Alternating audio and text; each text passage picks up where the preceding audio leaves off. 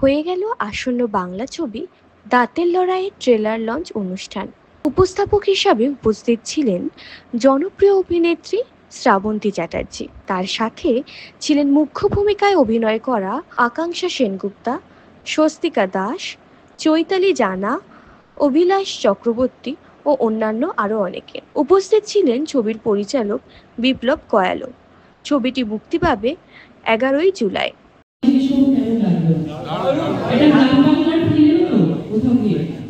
আমরা এই শহরের ব্যস্ততম জীবনযাপন করি, কিন্তু এই যে গ্রামের যে সোনা মাটির গল্প, এই ট্রেলারটা দেখে কিন্তু সেই ফিলটা আসছিল। খুব ভালো। আমার মানে খুব ক্যারেক্টারটা করেছে আকাঙ্ক্ষাটাই। তো আকাঙ্ক্ষার এক্সপ্রেশন আমার দারুণ লেগেছে। আর ওকে দেখেই মানে মা, একটু মাকে মা নামে বুঝতে পারছি না, দারুণ। সবাই খুব নতুন মুখ আমরা দেখতে পাচ্ছি, সবাই খুব ভালো। এই ট্রেলারটা দেখে বোঝা যাচ্ছে যে এই ছবিটার মধ্যে একটা প্রাণ আছে। আর এটাই বলবো যে ছোট একটি বাচ্চা মেয়ে, তার জীবনের লড়াইকে নিয়ে এই গল্প। তো আমি সেটাই চাইবো, আবারও বলবো আপনারা সবাই যাবেন, সবাইকে বলবেন এই ধরনের ছবিগুলো আমার মনে হয় দর্শকদের দেখা উচিত। একটা অন্যরকম ইমোশন জড়িয়ে আছে এই ছবির সাথে। তো আমি সেটাই বলবো যে বাইরে গিয়ে যেন সবাইকে বলেন এই ছবি দেখে। 11 জুলাই রিলিজ হচ্ছে দাঁতের লড়াই। সবাই এসে গেছে যখন ছবির কাস্ট এন্ড ক্রু। তো আমি বলবো যদি সবাইকে একটু ট্রেলারটা দেখানো হয়, তো যদি নতুনত্ব ব্যাপার আছে এখানে। যে বাচ্চা মেয়েটির চরিত্র অভিনয় করছেন আকাঙ্ক্ষা আছে, চলে এসো বৃষ্টি। আর আকাঙ্ক্ষার সাথে ওই ছবির মূল চরিত্রে আছে দাঁতের লড়াইয়ের ওর যে মা হয়েছে, ওরা কিন্তু সেম এজ, মানে রিয়েল লাইফে ওরা সেম এজ। তাকেও একটু ডাকতে চাই, স্বস্তিকা তোমার নাম। বাহ। তো ওরা দুজনেই ও মা মেয়ের চরিত্র অভিনয় করেছে। তোমরা আপনার সেম ক্লাসে পড়ো নাকি? 1 ইয়ারে, 1 বছরের বড় মা। ভাবতে পারছেন কি হতে চলেছে? একটা দারুণ কিছু ব্যাপার হতে চলেছে। মানে একজন অভিনেতা অভিনেত্রীর জন্য এটা কিন্তু চ্যালেঞ্জিং একটা ব্যাপার, কারণ ওই এইটুকুনি একটা বাচ্চা মেয়ে, সে আবার ওই এই বাচ্চা মেয়েটির মায়ের চরিত্র অভিনয় করেছে। মানে ইটস রিয়েলি টাফ সেটা যে করতে পেরেছে। তোমাদের কেমন লাগছে বলো? খুবই ভালো, খুবই এক্সাইটেড। ফার্স্ট মুভি রিলিজ হচ্ছে আর খুবই এক্সাইটেড। আর নার্ভাস। সেম, আমি প্রচুর এক্সাইটেড এই মুভিটা নিয়ে, বিকজ এটা আমার ফার্স্ট মুভি। তো তার মধ্যে আমার যে ক্যারেক্টারটা ছিল মায়ের, তো আমি প্রচুর এক্সাইটেড এই মুভিটা নিয়ে। আমি দেখেছি দারুণ অভিনয় করেছে। আমি তো বিশ্বাসই করতে পারছিলাম না যখন শুনলাম যে মা আর কি মেয়ের থেকে মাত্র 1 বছরের বড়। তো সেটা দেখে আমার খুব ভালো লেগেছে যে এত সুন্দর ক্যারেক্টারটাকে রিয়েলিস্টিক ভাবে নিয়ে এসেছে। খুব ভালো লেগেছে। আপনারাও দেখুন, এটাই বলবো।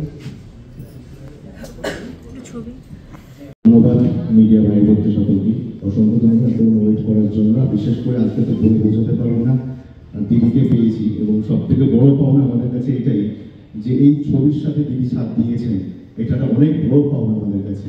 তো আমি চাইবো দিদির জন্য একটা হাততালি হোক, সেটা হচ্ছে দারুণ লাগছে। আমার জীবনের একটা নতুন অধ্যায় বলা যেতে পারে। এর আগে কখনো নিজের ছবি ছাড়া কোনো ছবিকে আমি প্রমোট করিনি, কিন্তু এই যে ছবিটি যেটা বললাম, ভীষণ একটা মন ছুঁয়ে যাওয়ার মতো ছবি। আর আমি নিজে ভীষণ বাচ্চা ভালোবাসি। তো এই ছবিটির মধ্যে অনেক রকম শেডস আছে, গল্পের মধ্যে অনেক মোড় আছে। তো তার জন্যই আমি উপস্থাপনা করছি। আর খুবই ভালো লাগছে যে আমাকে 7 বছর প্রোডাকশন আমাকে কনসিডার করেছেন, আমাকে যোগ্য মনে করেছেন এই ছবি আমি যাতে প্রেজেন্ট করতে পারি। তার জন্য আমি অসংখ্য ধন্যবাদ জানাতে চাই 7 হর্সেস প্রোডাকশনকে, আর অবশ্যই আমাদের ডিরেক্টর বিপ্লব কয়ালকে। একটু আসো বিপ্লবটা। খুব ভালো লাগছে আজকে এই বৃষ্টির দিনেও আপনারা সবাই সময় বার করে আমাদের জন্য এসেছেন, আমার মিডিয়া বন্ধুরা। আর আজকে আমি এখানে এসেছি মানে আমার জীবনের একটা দারুণ অভিজ্ঞতা হচ্ছে যে প্রথমবার কোনো ছবিকে আমি উপস্থাপনা করছি, প্রেজেন্ট করছি। কারণ এই ছবিটি আমি নিজে দেখেছি, ট্রেলার থেকে শুরু করে ছবিটি পুরোটাই দেখেছি। আমি ভীষণ ভালো লেগেছে। ছবিটির নাম হচ্ছে দাঁতের লড়াই, 7 হর্সেস প্রোডাকশন। আর ছবির ডিরেক্টর হচ্ছে বিপ্লব কয়াল। কেন আমি এই ছবির উপস্থাপনা করছি তার রিজন হচ্ছে ছবিটির গল্পটা আমার খুব ভালো লেগেছে, কারণ আমরা বেশিরভাগ এখন শহরের গল্প, নানান রকম গল্প আমরা এখন দেখছি, কিন্তু এই ছবিটির গল্পটা না ভীষণ ভীষণ ইমোশনাল একটা গল্প। একটা বাচ্চা মেয়ে, একটা 12-13 বছরের বাচ্চা মেয়ের উপর গল্প, তার জীবন লড়াইয়ের উপর গল্প। এবার আর তখনই আমি দেখে আমি মনে করলাম যে না, আমি এই কাজটাও করতে পারি, এই ছবিটির পাশে থাকতে পারি। আর আমি চাইবো আপনারাও আজকে এখান থেকে যাওয়ার পর সবাইকে বলবেন এই ছবিটি অবশ্যই 11ই জুলাই রিলিজ হচ্ছে দাঁতের লড়াই। তো আপনারা সবাইকে বলবেন যাতে হলে গিয়ে সবাই একটা অন্যরকম এক্সপিরিয়েন্স যাতে পায়, সবাইকে দেখতে বলবেন ছবিটা দাঁতের লড়াই। কোনোদিনও খাইনি, আর বাবাদের ছোটবেলাকার, আসলে এটা তো 1978 সালের গল্প। তো দাঁতের লড়াই নামটাই আমার খুব ইন্টারেস্টিং লেগেছে। বাবাদের মুখে শুনেছি, বাবা মায়ের মুখে, যে দাঁতের লড়াই বলে একটা মানে এরকম ক্যান্ডি ছিল যে সব বাচ্চারা খেতে ভালোবাসতো। সেখানেই দেখালো, এই ছবিটিতেই দেখা যাচ্ছে যে একটি বাচ্চা মেয়ে, খুব চরিত্রটা, সে দাঁতের লড়াই খেতে ভালোবাসে। আর ভীষণ সুন্দর এক্সপ্রেশন, দারুণ, মানে একটা গ্রামের ফিল পাচ্ছি, একটা হয় না যে খুব পিওর একটা ভেতরে আসছে, মানে একটা পিওর, মানে ভিশনারিও ভীষণ পিওর লাগছে আর কি।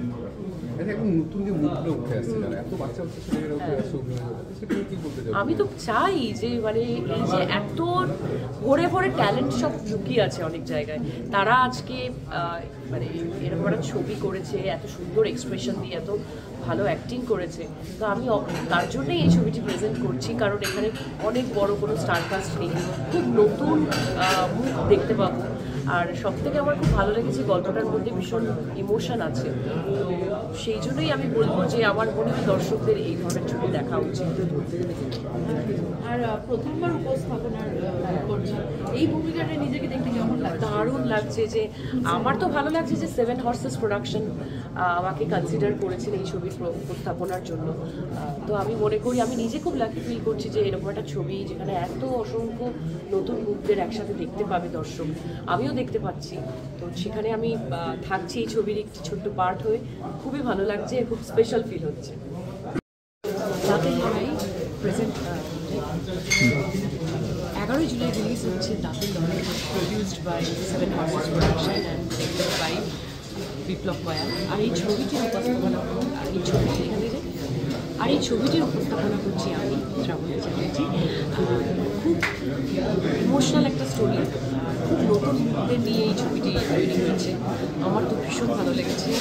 আমি চাইবো আপনারাও এই বৃষ্টির ওয়েদারে এই বর্ষাকালটাকে আরও স্পেশাল করার জন্য হলে গিয়ে দেখুন দাঁতের লড়াই। আশা করছি খুব ভালো লাগবে। নতুন স্বাদের একটা ছবি দাঁতের লড়াই, তোমাকে কিভাবে পাচ্ছি এবং ছবিটি নিয়ে কি বলবে? এখানে দাঁতের লড়াইতে আমি মায়ের অভিনয় করেছি। তো এখানে একটা স্টোরি আছে, আমার আর আমার যে মেয়ে হয়েছে দুজনেরই এজ সেম। তো এটা এখনও স্যার বলেছে কিনা জানি না, বাট এবার বলবে স্যার। তো এখানে আমাকে মায়ের অভিনয় আপনারা পাচ্ছেন। আর ছবিটি নিয়ে কি বলবে? ছবিটা তো দেখতেই হবে, অসাধারণ স্টোরি ছিল। আমাকে যখন স্যার জানান যে এরকমের মানে স্টোরিটা, আমার তো জাস্ট অসাম লেগেছে। আপনাদের দেখতে হবে ছবিটা, আমরা তো বলছি ডেফিনেটলি আমাদের দেখতে হবে। আপনাদের ফিডব্যাকটা জানার জন্য আমরা ওয়েট করছি। আমাদের তো সবার প্রচণ্ড পছন্দের ছবি, স্পেশালি আমার তো ফার্স্ট মুভি, এটা তো আমার খুব কাছে। ফার্স্ট মুভি, তাও মায়ের চরিত্র কী বলবে, এটা কীভাবে নিজেকে তৈরি করবে? এটা তো আমাদের উপরে নেই, এটা স্যার ডিসাইড করেছিল। নিজেকে তৈরি করলে কী হবে এই চরিত্রটা? প্রিপারেশনটা কী ছিল? এটা নিজেকে তৈরি করেছিলাম। স্যার ফার্স্টে আমাদেরকে দেখাচ্ছিল, এবার একদম ওই জায়গাটাতে মাইন্ডকে নিয়ে যাওয়াটা খুব টাফের ব্যাপার ছিল। অ্যান্ড স্পেশালি আমি আমার নিজের মাকে যখন বাড়িতে থাকতাম যে এরকম জিজ্ঞাসা করতাম। অ্যান্ড আমার মামা বাড়ি হচ্ছে মেদিনীপুরে, আমি দিদাকে কল করতাম যে এরকম ক্যারেক্টার কীভাবে করব। দিদা আমায় কল করে বলতো, দেন মা আমাকে বোঝাতো এরকম মা হয়, এরকম করতে হয়।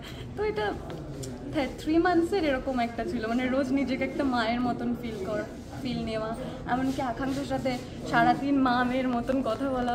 ইট was amazing experience. Thank you. নিয়ে কিরম স্বাদের ছবি যদি একটু?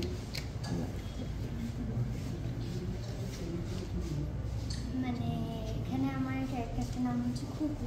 মানে এটা একটা ফ্যামিলি ক্যারেক্টার, একটা মা, বাবা, তার মেয়ে, তাদের যে জীবনের যে স্ট্রাগল, একটা স্টোরি অফ ইনোসেন্স, যে আমরা মা বাবাকে কতটা ভালোবাসি, আমাদের মা বাবার জন্য আমরা কতটা করতে পারি, আমাদের মা বাবা আমাদের জন্য কতটা করে, ওটা নিয়ে বেসিক্যালি স্টোরিটা হচ্ছে একটা গ্রাম্য স্টোরি, একটা ফ্যামিলির গল্প, যে ফ্যামিলিতে বাবা মা এবং মেয়ে তিনজন আছে এবং এদেরকে ঘিরেই গল্পটা। বেসিক্যালি খুকি হচ্ছে এখানে মুখ্য চরিত্র, যে আমার মেয়ের অভিনয়টা করেছে আকাঙ্ক্ষা, আর আমার চরিত্রের নাম হচ্ছে দানব, মানে যে বাবা। স্টোরিটা বেসিক্যালি একদম যে বেসিক খাদ্যের জন্য যে লড়াই, মানে একটা গরিব পরিবারে আজকে দেশের অবস্থা যে খুব হেভি একটা তা তো নয়, গ্রামের দিকে অনেক ফ্যামিলি আছে যারা খেতে পায় না, বা তারা সেই স্ট্রাগলটা আজও করে চলেছে, কিন্তু সেটাকেই আমরা তুলে ধরার চেষ্টা করেছি একটি ফ্যামিলি স্টোরির মাধ্যমে। এবং ডিরেক্টর বিপ্লব কয়েল যিনি এটা স্টোরি রাইটার, তিনি সেটাকে সেইভাবেই পোর্ট্রে করেছেন, দেখানোর চেষ্টা করেছেন। আর এই সিনেমায় 3টে গান আছে, 3টে গানই খুব হার্ট টাচিং, মানে আমার কাছে তো খুব হার্ট টাচিং লেগেছে। তার মধ্যে 2টি গান লেখা দীপঙ্কর ঘোষের, একটি গান লেখা অরিজিৎ বলে আমার একটি ভাই আছে, সেই গানটা গিয়েছে। সিনেমা নিয়ে আপাতত এটুকুই বললাম, বাকিটা ট্রেলার দেখলে বা টিজার দেখলে এবং সিনেমাটা যখন হলে আসবে, সেটা যখন দর্শক দেখবেন বা আপনারা সবাই দেখবেন, বাকিটা তো আপনাদের হাতে রেপার্টিশন। আমি এখানে একটি ডাক্তারের ভূমিকায় অভিনয় করেছি, যে ডাক্তার বেসিক্যালি বিনা পয়সায় চিকিৎসা করে, অত্যন্ত মানবিক এবং অত্যন্ত কী বলবো হিউমার আছে যে ভদ্রলোকে, এরকম একটি চরিত্রে আমি অভিনয় করেছি। একদমই। আর দাঁতের লড়াই ছবিটা নিয়ে যদি একটু বলেন। এই ছবিটা অ্যাকচুয়ালি আমাদের যা বয়স, মানে আজ থেকে 40, 50 কি 60 বছর আগে গ্রাম বাংলার যে চিত্র, সামাজিক, অর্থনৈতিক, তারপরে যা জীবনযাপন বাচ্চাদের হোক বয়স্ক মানুষের হোক, সবটাই উঠে আসে। অত্যন্ত মানবিক ছবি এবং আবেগের ছবি। একদম। আর শ্রাবন্তী চট্টোপাধ্যায় আজকে প্রেজেন্টার হয়ে আসছেন, এইটা কতটা ভালো লাগার জায়গা যদি একটু বলেন। ঠিকই আছে, উনি একজন বড় মাপের অভিনেত্রী, উনি যদি এটা লঞ্চ করেন ভালোই লাগে, আমাদের খারাপ লাগার তো কোথাও জায়গা নেই। Thank you. গন্ধ লেবুর রসেতে ডাল ভাত, সেথায় নানান আহার কুপোকা, রকমারি বিষয় আলোতে বিলাসিতার নিত্য জুড়ে। দেখো না সূর্য যেন নরম গরম পেটাই পরোটা, ওই জিলিপির সঙ্গে ফুলের মেঘ যে কতটা, তবু কেন চিত্র করে পেটের পরে মন্ত্রী আর সিপাই, কিসের দখল চাই গোদের ঠাকুর মশাই। হৃদয়ের সবে সবে থাকুকি ঢাকের লড়াই, বয়েমের ধবে ধবে পোশাকের হাতের লড়াই। Thank you. আজকে দাঁতের লড়াই ট্রেলার লঞ্চ, তো মিউজিক নিয়ে তুমি কি বলো, তোমার পার্ট যেটা? মিউজিক নিয়ে আমি এটাই বলবো যে এই ছবিতে 3টে গান আছে, খুব ভালো, 3টে গানই খুব ভালো, সবাই পছন্দ করছে। আমি ঘুমের দেশের রানী গানটা কম্পোজ করেছি আর গেয়েছি। ওকে, তো এই 3টে গান যেগুলো আছে, সেই 3টে গানটার যদি বলো কে কে কি গিয়েছে বা এরকম কিছু একটু ডিটেলসগুলো যদি। গান দেবপ্রিয় গেয়েছে একটা গান তো আমি নিজেই গেয়েছি, আমার গানটা ঘুমের দেশের রানী, আমি কম্পোজার, আমি সিঙ্গার, আর দীপঙ্কর লিখেছে গানটাকে ঘুমের দেশের রানী। তোমার গলায় যদি গানটা আমরা 2 লাইন শুনি। ঠিক আছে। এই মনটা রাজার মতো, তুই ঘুমের দেশের রানী, এই মনটা রাজার মতো, তুই ঘুমের দেশের রানী। সোনার উপর কাঠি, সোনার উপর কাঠি, ভোরের বৃষ্টি ভেজা মাটি, কথা থেকে আনি, এই মনটা রাজার মতো, তুই ঘুমের দেশের রানী। Thank you.